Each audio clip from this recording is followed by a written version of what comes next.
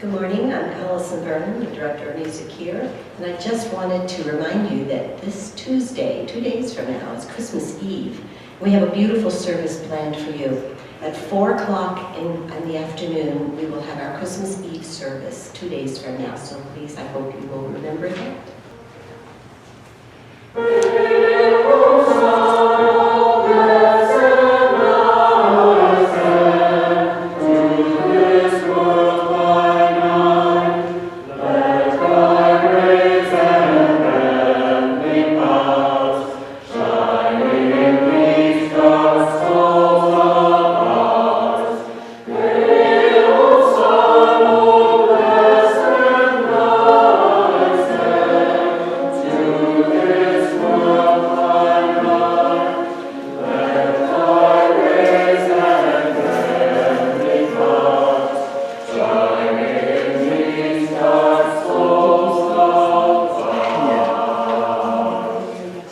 Melodies that recall other proportions. Our moments tarry not with us. And then let us seek the dimension that endures, beyond all nowness and here-ness, beyond all requirement and particularity. Let us speak softly that we may hear. Let us enter into the quiet. Good morning, all. Good morning. My name is Pam Romancic. I'm a queer, white, cisgender woman whose pronouns are she and hers. And I am blessed to serve this vibrant church. And I'm also a Lorainite, which is a person that hails from Lorain, Ohio, the birthplace of Toni Morrison, Gallagher, and me. Whatever identities you bring with you this morning, they are most welcome here. So glad you're here. Good morning. Every Sunday during Advent, we've woven the light of the wreath into our worship life at Countryside. And today we're going to light our chalice and the Advent Advent candles together. We do this during Advent in a spirit of waiting, of expectation. The first candle was for hope.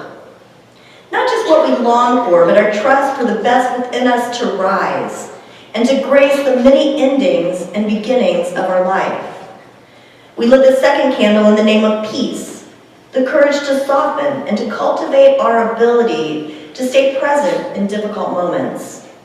We lit the third candle in the name of joy, the abiding faith that joy unfolds whenever we're able to enter and consent to the practice of opening for possibility. And we light the fourth candle of our Advent wreath in the name of love, as an invitation for the holy to dwell within us, deepening our capacity for love and to be watchful of love's presence among us. Finally, we light our chalice, a place where our steady and constant faith in the power of love abides with us each and every week. Please respond. As we prepare to bring new possibilities to life, may love guide us and be creating force in our lives. And these words should be on our board. Can we? Maybe they're not. And that's okay too. My name is Mari Van Meter. I'm a cisgendered woman. My pronouns are she and her. Our country shares a covenant that we make with one another, a promise that helps us to remind us of why we gather and how we want to be with one another. Please rise in body or spirit and join me in saying our covenant together. We unite to strengthen the bonds of kinship among all persons, to promote human dignity, and to increase reverence for life's creating, sustaining, and transforming power through worship, study, and service.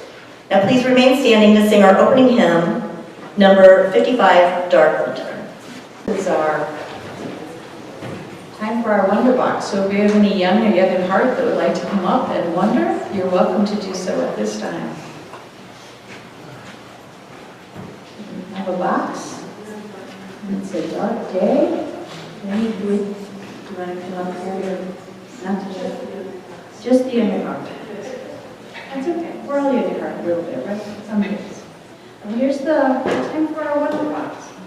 So today, Well, yesterday was the longest night of the year. It's still pretty dark outside. So what do you think might be something handy to have in the Wonder Box? What do you think might be the way to candle, flashlight, good. A squirrel. We'll see. Could be the day. Chalice. Could be a chalice. Hey, I don't think it could be. Let's just take a few minutes to be quiet. Just think.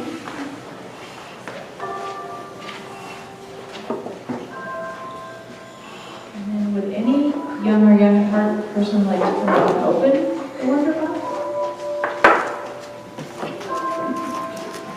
Okay, here comes the young person. Yay! Oh, wait, no. Here comes William. Come on, William.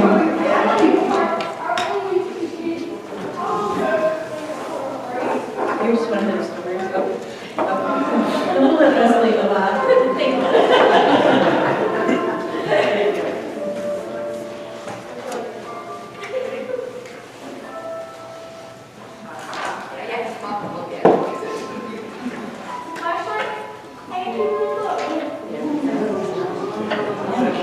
So today I fooled you. There's two things. And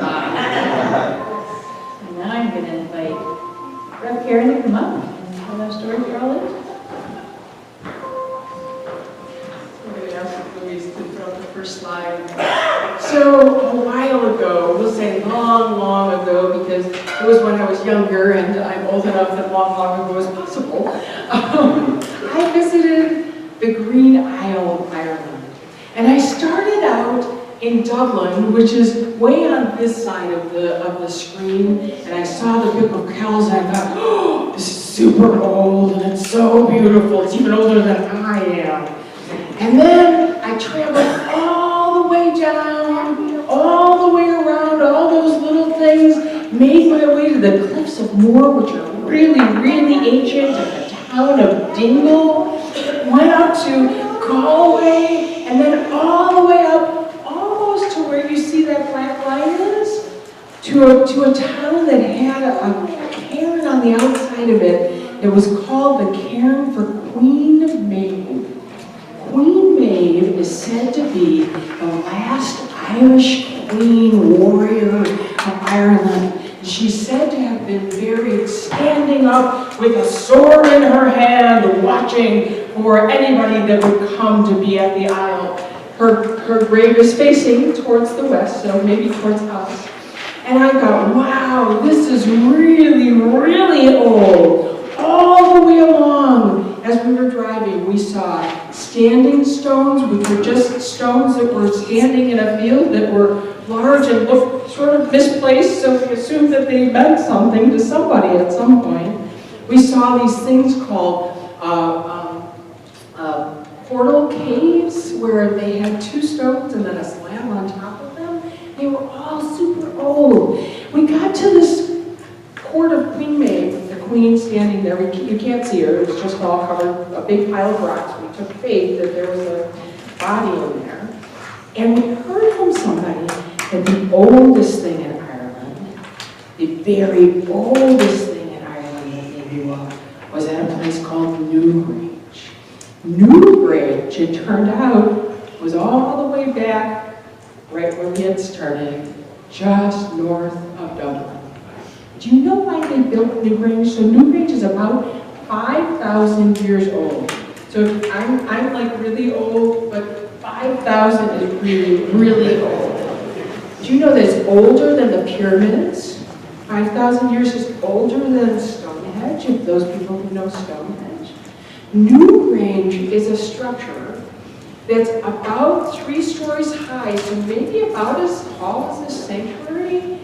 And it is as big as, you can go ahead and turn the picture, Louise. It is as big as a football field. Holy cow. Huge, right? This was built 5,000 years ago by people. And do you know, people didn't know why they built it. You can see that there's this lovely door in the center, and you can turn the picture again. It's got all of these beautiful white stones. You see the stone in front of it that sort of protects the door with those familiar spirals. And it's got a door, and it's got something called a transom on top of it. You see that? So there's a door opening, and then there's another little opening right above it. If you're like, well, that seems odd. There's a path into the center of this through the door where you're in the middle of this huge circle. You're like, why is there a transom on top of that? And one morning, somebody had an idea. It was a morning kind of like this. Actually, this morning in Ireland, probably people were inside that space, because when you walk inside that space, and we'll go ahead to the next picture, on solstice morning, no other morning of the year, the rising sun comes in through that transom over the doorway and lights the inner chamber. At no other time is there light in the inner chamber except at that time of the solstice winter sun coming back. People 5,000 years ago knew that when it got really dark, they got a little scared. Is the light going to come back? Are you going to see spring again? They weren't sure. So they built this structure that's probably 4 times the size of this room. To know that I know, right? It's huge. To know that even when the nights get darker, even when it seems like all the light is going away, the buildings have something to remind us that the light will return, that nature and the sun is part of who we are, and we live through that always. So we're going to go back and learn about some more festivals of how people say yes to light in the world after we light our candle, our turn. Okay, thank you. Thanks for listening.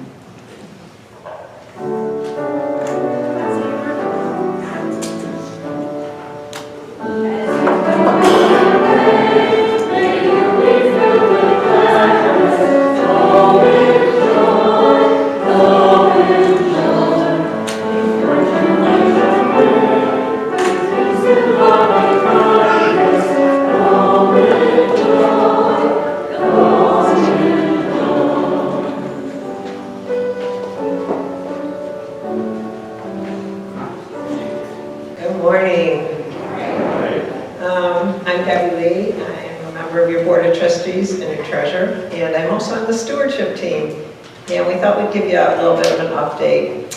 A couple weeks ago, when maybe we started planning our year-end funding campaign to close the budget gap. When we passed the budget last year, we knew we had about $7,000 that we needed to close the budget.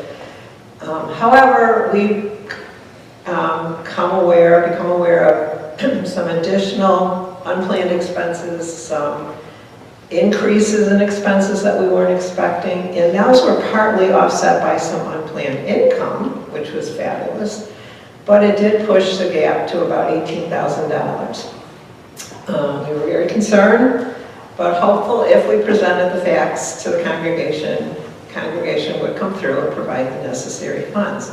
And, excuse me, we are so pleased and proud to report that because of your generous contributions, we've raised $19,293, exceeding our goal, and we cannot thank everyone enough for your generosity in support of our amazing congregation. Thank you, thank you, thank you, thank you. Of course, if you haven't already made a contribution to Mind the Gap, we will gratefully and eagerly accept your donations. There's special envelopes. Lisa's a couple. They're in Atherton Hall. If you don't see them, find me and I will get one for you. Funds raised in excess of our goal may be used to enhance our RE program, improve our church grounds, landscaping, or expand our community outreach. Of course, the board will have to decide on how to spend the excess, but that's one decision we will be happy to make. Once again, thank you so much for your amazing generosity. the stewardship team and CCUU. Thank you.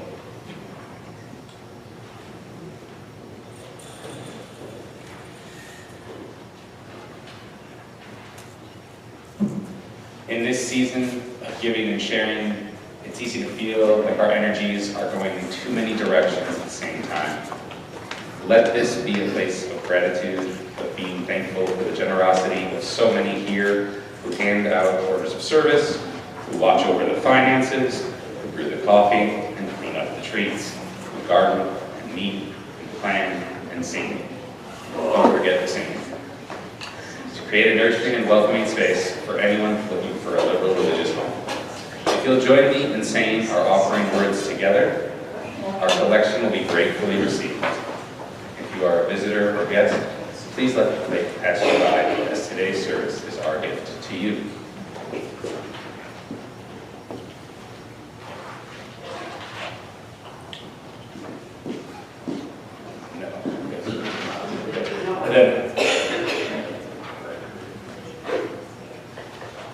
I'm sorry about that. This church is made up of all of us. It is what we learn together, the work we do together, the fun we have together. It is what we share with one another, with the people around us, and with all the world.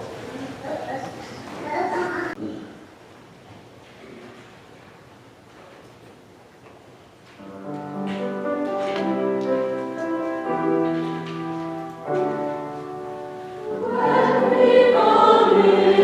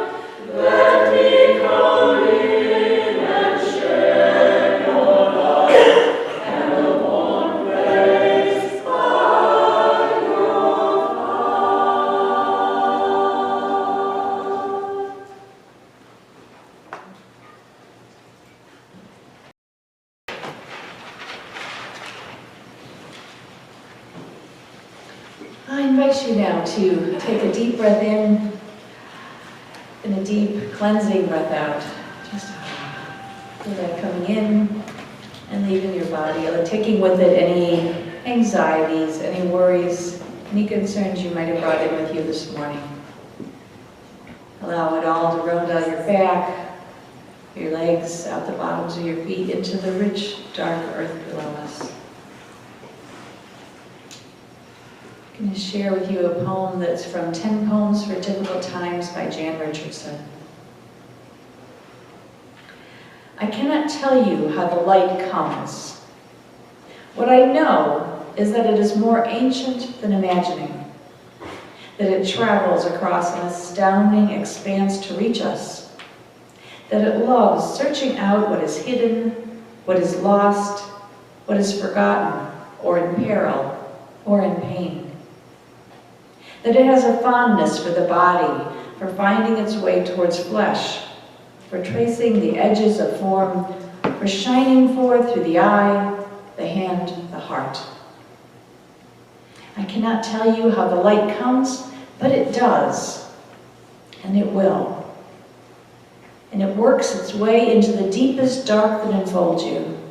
And though it may seem long ages in coming, or arrive in a shape you did not foresee. And so may we this day turn ourselves toward it. May we lift our faces and let it find us. May we bend our bodies to follow the arc it makes. May we open, and open more, and open still, to the blessed light that comes.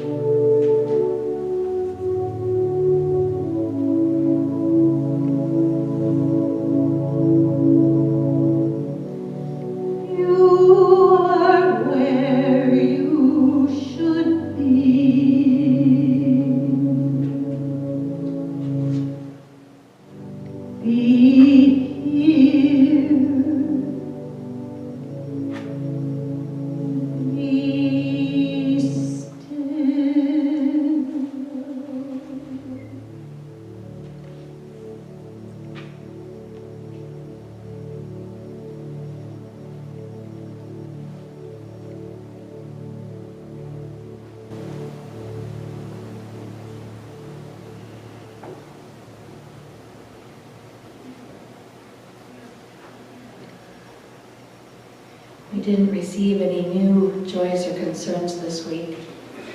I want to say one joy is a thank you to the choir for all the preparation they've been doing for these holidays and all the things they say.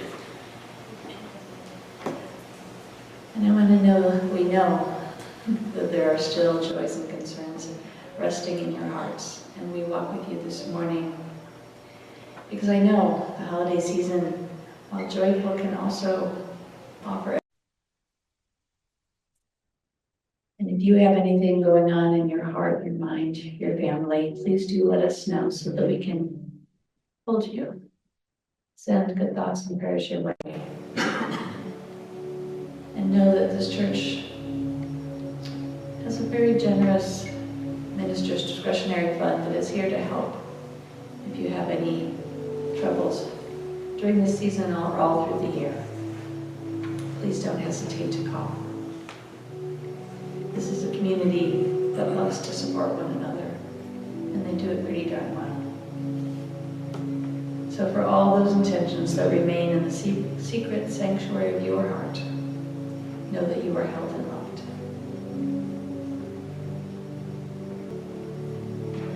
Our first reading today is Even in the Dark by Mark Nepo.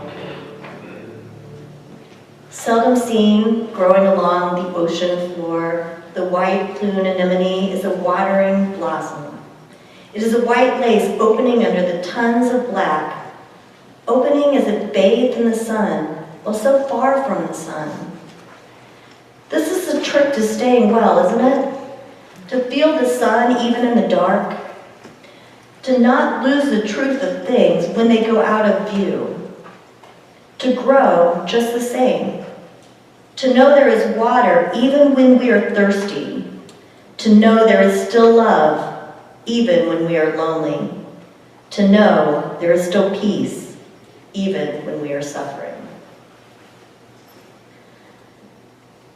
None of this invalidates our pain, but only strengthens our way back into the light. And a second reading, Winter Grace, by Patricia Gargnoli. If you've seen the snow under the lamppost piled up like white beaver hat on a picnic table, or somewhere slowly falling into the brook to be swallowed by water, then you have seen beauty and know it for its transience.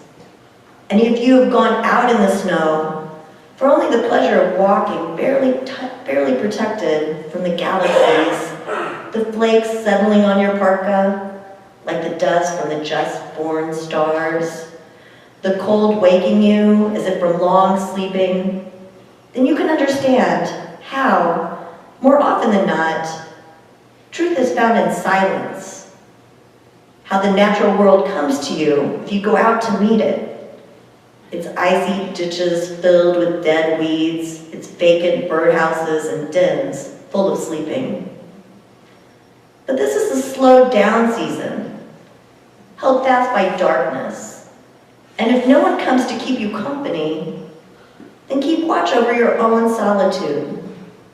In that stillness, you will learn with your whole body the significance of cold and the night, which is otherwise always eluding you. Thus ends the readings. Does anybody here remember an animated special from back in 1973 called A Very Merry Cricket? It was a Chuck Jones and Mel Blanc collaboration. Those same guys that made all the Bugs Bunny and Roadrunner cartoons, remember those? It features Tucker the mouse, Harry the cat, and Chester the squirrel. In the original, there was a cricket in Times Square, but then they remade it for Christmas time. So there's Harry and Tucker, and there's Chester. And for those of you too young to remember, I told the story of Harry and Tucker being disgusted by and overwhelmed by all the noise and craziness of the city. The original was set in the summertime, but Merry Cricket, yes, was set at Christmas time. And they're very sweet, touching films, which have stuck with me for a very long time. We recorded them when my kids were small, and we watched them every year as a family. And the buildup would be all the honking cars and flashing lights and a Santa going, ho, ho, ho, with the noise levels rising and rising until it finally hit a crescendo and caused a blackout in the city. And into that silence, Chester began to play like he played the violin on his legs. And as he played some beautiful silent night hymn, the montage of hardened New Yorkers followed, with their faces softening, and parents hugging their children, and people taking time to smile at one another. And all that recognizing humanity that was there all along. The message was so clear that even as a little kid, I heard it and knew what was needed in life. We need a Chester about now, maybe. Because life feels loud and overwhelming with the demands of jobs and pressures and expectations that lay heavy on many of us.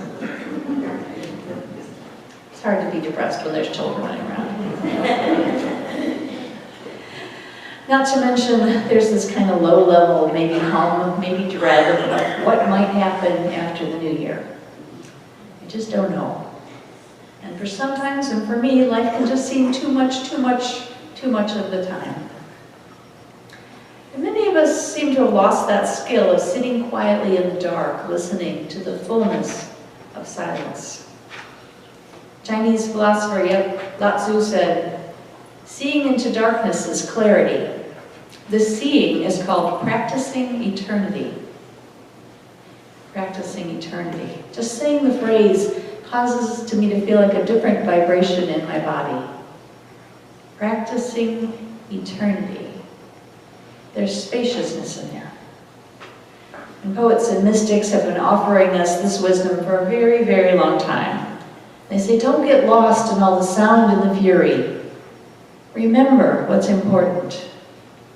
It's good to get out of the noonday glare sometimes, and the dark doesn't have to be scary. Poet and teacher Mark Nepo tells a story of being frightened by a particularly dark and scary place in his house when he was growing up. And he writes, "As a boy, I would avoid that part of the house. But finally, when no one was home, I felt compelled to face the unknown. I stood before the attic door for the longest time, my heart pounding. And it took all my small boy inner strength just to open it. I waited at the threshold. Nothing happened. I inched my way in and stood in the dark even longer until my breathing slowed, and to my surprise, my eyes grew accustomed to the dark. And pretty soon, I was able to see well enough to start exploring the musty old boxes, and even found some pictures of my grandfather on my father's side, and the only one in the family who I am like. And seeing those pictures opened up aspects of my spirit." End quote. You never know what treasures you might find once you venture into the dark. I remember myself being terrified of the darkness under my bed because I was sure that there was something under there that was going to grab my legs if ever I tried to get up in the middle of the night. I had great bladder control as a child. But I never did what Mark Nepo did. I never took a flashlight to shine it under there and see if there was something scary under there, or it's just one of those missing socks I couldn't find. As a child, I was too afraid to face my fears. But much later, when my son was a little boy, we got that flashlight and we shined it under the bed. And together we figured out that beyond dust bunnies, there was nothing living under his bed, at least while I was in the room. But the shared terror of dark spaces for many of us is a metaphor for our lives. Nepo writes again, "It seems like whatever the door, whatever our fear, be it love or truth, or even the prospect of death, we all have this choice, again and again and again. We can avoid that part of our house. We can avoid opening the door and finding out more about ourselves. Or we can step into the dark and see what becomes seeable. What becomes seeable." This is the darkest time of the year for us in the Northern Hemisphere, and yesterday we had 9 hours, 7 minutes, and 44 seconds of daylight. Yeehaw! Today we'll have 3 more seconds, so don't waste it, use it all in one place.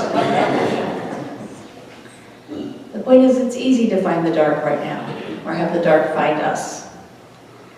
Our neighborhoods and our houses are full of brightly colored lights trying to beat back that darkness, trying to keep whatever particular monster lives under our bed or in our attic or wherever that door is in our lives. But what if we simply surrendered? What if we opened that door and took a few steps in and let our eyes adjust? Way back in 1862, Emily Dickinson wrote a poem called "We Grow Accustomed to the Dark." And she writes, "We grow accustomed to the dark when the light is put away, as when a neighbor holds the lamp to witness her goodbye. A moment we uncertain step for the newness of the night, then fit our vision to the dark and meet the road erect. And so of larger darkness, those evenings of the brain, when not a moon disclose the sign or star come out within. The bravest grope a little, sometimes hit a tree, directly in the forehead. But as they learn to see, either the darkness alters or something in the sight adjusts to midnight, and life steps out almost straight." We do figure it out. We are able to move through the darkness, seeing what we need to see. Have you ever had that experience and run into a tree with your forehead? I have. It's not good, but you watch out for where that tree is again. We have, in our place where I like to walk the dogs out on the ground, we have a bunch of trees with fencing around them to try to keep the deer away. And it can be so dark out there that I've ran smack into one of those tree fences. But I get pretty good now, wandering in. Don't want to do it again. Because we learn what we can see and how we can navigate through the dark. I know I had a place before I was even in seminary when life seemed too much. I was newly divorced and living with my teenage daughter, and we were making all those adjustments of trying to figure out how this life was going to work. And it felt more than I could take, and I came home one night and wrote this poem. This darkness can be restful. It can be cool, sweet relief from a scorching sun. It can nurture, healing angry wounds and restoring harmony and vigor. This darkness can teach long-held secrets of an ancient heart if I but stop and listen. If I but stop and listen. How many things do we know that we don't know we know? If I but stop and listen. I came out and I wasn't stopping and listening. What if instead of just flipping on the TV to see what's going on today, I chose instead to sit at the dining room table and watch out the window? Maybe I'd notice a herd of turkeys go by. Turkeys are my sign that it was a good day. Maybe I might notice something else I hadn't looked for. I might pay attention to how I'm sitting in my body and hear what my heart has been waiting all day to say to me. Poet David White writes, "When your eyes are tired, the world is tired also. And when your vision is gone, no part of the world can find you. It's time to go out into the night, to where the dark has eyes to recognize its own, and there you can be sure you are not beyond love. The dark will make a home for you. The night will give you a horizon further than you can see. You must learn one thing. The world was made to be free in. Give up all the other worlds except the one to which you belong. Sometimes it takes darkness and the sweet confinement of your own aloneness to learn anything or anyone does not bring you alive is too small for you." What are the things that bring you alive? What are the things that call you to get out of bed in the morning and head into the day where you may be, like somebody I know, hitting the snooze just one time too many? I don't know what calls you forward. I don't know what brings you joy and quickens your step, but I trust it's there. I trust it's there for every single one of us. It's that place where we can pause and remember and move beyond fear and into trust. When I'm willing to peer into the darkness and accept whatever secrets might be out there, I end up finding my way through the dark. We are in the darkest time of the year. We are in darkness in our current political and social era. And when we're in that space, maybe a thing to do might be to reach back and remember all of the humans who have come before us and out wide in that human eternity. And remember those who traversed unknown times during the Civil War, or the Great Depression, World War II, or 9/11. And that's just the recent history. Our ancestors lived and fought their way through some very dark places. And that can give us the assurance that we will too. We can look at what is solid and timeless and eternal in the midst of so much sound and fury. We can focus on relationships, on our neighbors, on our co-workers, on our fellow travelers, and figure out what might be needed right here, right now, in this particular moment. You know, you can't see the North Star until the sun goes down. It's only under a velvety sky that we orient ourselves, figure out where we are, and what we have to do to get to our destination. I'm going to close with a poem by the Reverend Frances Manley. She writes, "This is a time of waiting. This is a time of darkness, a time of coming to birth. Let the jingle bells be silent. Let the glaring lights and bright colors go dim. This is the time of turning inward, of longing, of preparing, of waiting. What do you long for, O my soul? Nothing the eyes can see, nothing the hands can touch, nothing my ears can hear. What do you long for, O my soul? Deep, deep down in the dark, in the silence beyond all words, it will find you when the time is right, when you have given yourself to the dark." Thanks for taking a moment to rest in the dark with me this morning.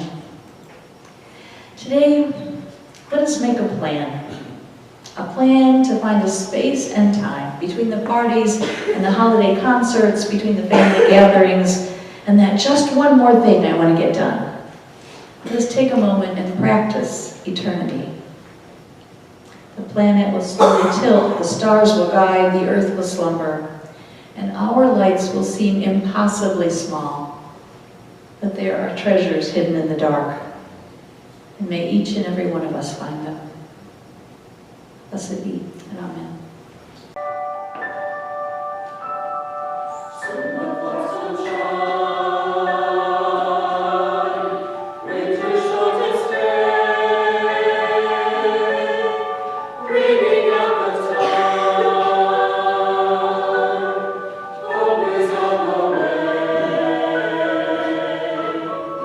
Come with me this night.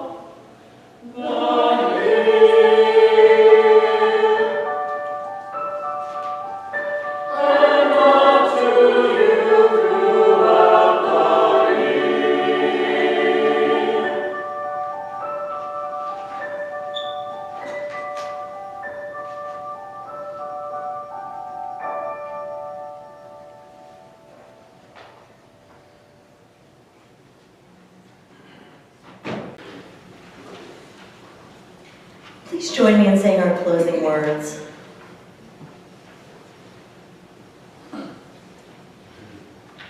We extinguish this flame, but not the light of its truth, the warmth of this community, nor the light of our commitment.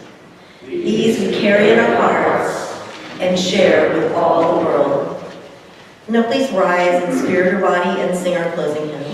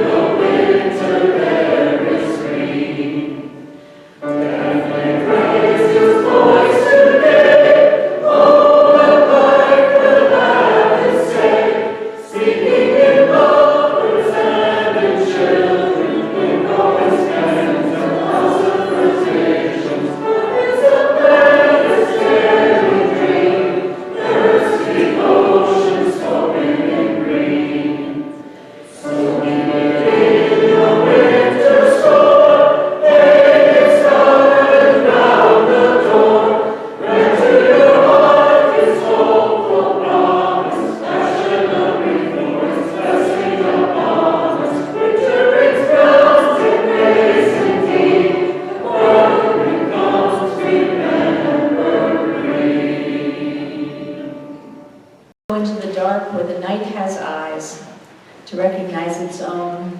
There you can be sure that you are not beyond love. Give up all the other worlds except to one to which you belong. Sometimes it takes darkness and the sweet confinement of your aloneness to learn anything or anyone that does not bring you alive is too small for you. Go out alive.